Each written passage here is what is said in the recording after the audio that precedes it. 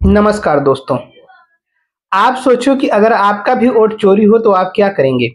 जिस तरीके से राहुल गांधी ये मुद्दा उठाकर लेके चल रहे हैं और कह रहे हैं कि वोट चोरी हो रहा है। बिहार में आपने देखा किस तरीके से राहुल गांधी ने रैली निकाली, रोड शो किया यही वोट चोरी को लेकर के। और उनका दावा है कि जो है वोट चोरी हो रही है। उन्होंने हाइड्रोजन बम फोड़ने को कहा था कि मैं हाइड्रोजन बम बहुत जल्दी फोड़ने वाला हूँ। 18 तारीख को उन्होंने प्रेस कॉन्फ्रेंस किया। तो जब प्रेस कॉन्फ्रेंस किया तो सबको लगा कि आज शायद हाइड्रोजन बम फूटेगा, लेकिन ऐसा नहीं हुआ। जब आधे घंटे के प्रेस कॉन्फ्रेंस में राहुल गांधी ने बताया कि अभी सही समय नहीं आया हाइड्रोजन बम फोड़ने का, और जैसे ही सही समय आएगा मैं सारे सबूत आप सभी के सामने कर दूंगा। उनका मानना है और कहना है कि मैं ये इल्जाम नहीं लगा रहा हूं, मैं आरोप सिद्ध करूंगा, तब आप लोग बताना कि सही क्या है और गलत क्या है। इधर ज्ञानेश कुमार जो इलेक्शन कमीशन के चीफ हैं वो कहते हैं कि जो है राहुल गांधी के द्वारा कही गई सारी बातें निराधार हैं। ऐसा कुछ भी नहीं है। वोट चोरी बिल्कुल भी नहीं हो सकती है और किसी का वोट डिलीट भी नहीं हो सकता है। राहुल गांधी कहते हैं कि जो है अगर वोट चोरी नहीं हो रही है और इलेक्शन कमीशन इस पर जो है अपनी सफाई दे रहा है तो उन्हें सारे सबूत देने चाहिए। सारे सबूत मतलब उन्होंने एक सीडी मांगी थी और कहा था कि अगर आप चोरी नहीं कर रहे हो तो आप सीडी दो।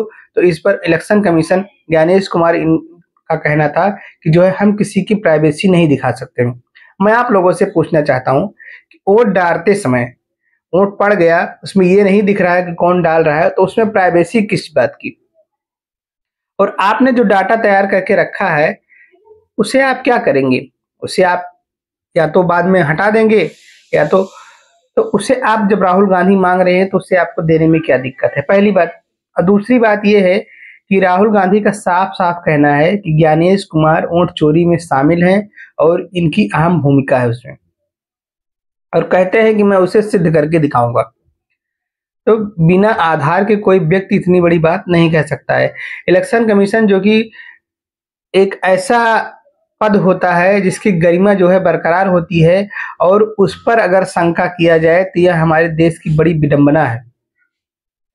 इस तरीके से अगर हम इलेक्शन कमीशन पर भरोसा नहीं कर सकते हैं तो सरकार किसकी बनेगी, इस पर तो हम बिल्कुल भरोसा नहीं कर सकते हैं। और कहाँ कितने वोट में घपला हो रहा है ये इस पर भी हम नहीं पकड़ पाएंगे। अच्छा, अब ज्ञानेश कुमार कौन है मैं आपको इनके बारे में थोड़ा बता दूं।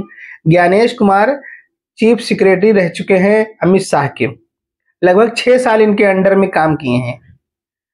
एक आप बात बताइए, अगर आपके अंडर में कोई काम कर रहा है और आप उसे अपने से ऊंचा थोड़ा पद दे देंगे तो क्या वह जो है आपका मान सम्मान भूल जाएगा? जी बिल्कुल नहीं, आपका एहसान मानेगा, आपके एहसानों तले दबा रहेगा।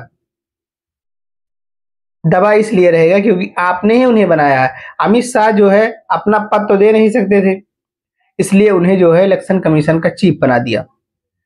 अब ज्ञानेश कुमार अमित शाह और नरेंद्र मोदी की बात काट भी नहीं सकते, क्योंकि बीजेपी में अगर सबसे बड़ा कोई चाणक्य है तो वो अमित शाह है। सब लोग मोदी को मानते हैं लेकिन मोदी नहीं, अमित शाह है। ये जो सारी राजनीति हो रही है, जो सारा खेल हो रहा है, इसमें सबसे बड़ा मास्टरमाइंड अमित शाह है, क्योंकि अमित शाह के बिना एक पत्ता भी नहीं हिल सकता।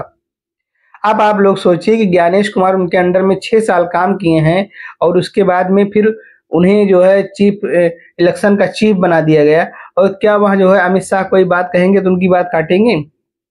बहरहाल इससे जो है जैसे ही राहुल गांधी की प्रेस कॉन्फ्रेंस खत्म होती है उसके ठीक कुछ मिनट बाद, मतलब घंटे भी नहीं पूरे हुए थे, तुरंत जो है ज्ञानेश कुमार एक प्रेस कॉन्फ्रेंस कहते हैं और वो कहते हैं कि राहुल गांधी द्वारा लगाए गए सारे जो अ, लगाए जा रहे हैं वो सारे निराधार हैं, बेबुनियाद हैं, इसकी कोई वो नहीं है।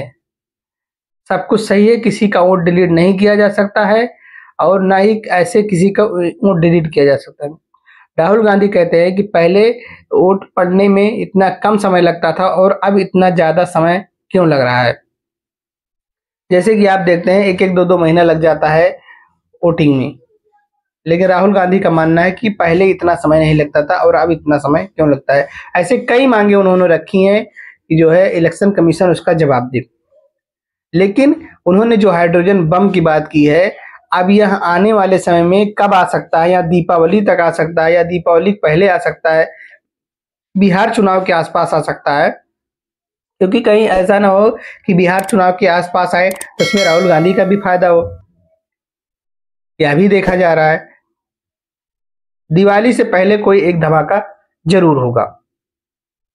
आप लोगों को यह वीडियो कैसा लगा हमें कमेंट में जरूर बताएं। अगर आप मेरे चैनल पर नए हैं, चैनल को लाइक करिए, शेयर करिए और सब्सक्राइब करिए। धन्यवाद।